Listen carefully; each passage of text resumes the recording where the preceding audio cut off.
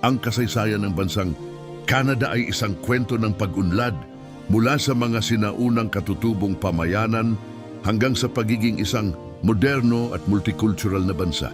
Nahahati ito sa ilang mahahalagang yugto. Used to us.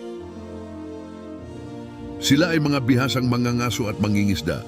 Panahon ng pagtuklas ng mga Europeo. Unang nakarating sa Canada ang mga Vikings noong ika-11 siglo. Sinundan ito ng mga eksplorador na sina John Cabot para sa England, 1497, at Jacques Cartier para sa France, 1534, na siyang nag-angkin ng mga lupain unto Bagong France at Bagong Britain. Noong ika-17 siglo, nagtatag ng mga permanenteng kolonya ang France na tinawag na New France.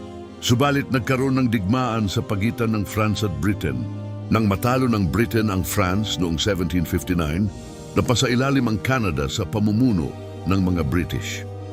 Pagsasarili, Confederation.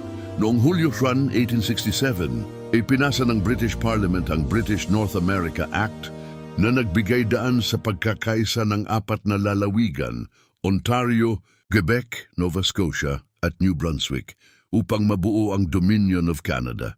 Ito ang opisyal na kapanganakan ng bansang Canada bilang isang malayang bansa. 1, 2, 3, pagpapalawak at modernisasyon. Unti-unting lumawak ang teritoryo ng Canada mula karagatang Atlantiko hanggang Pasipiko.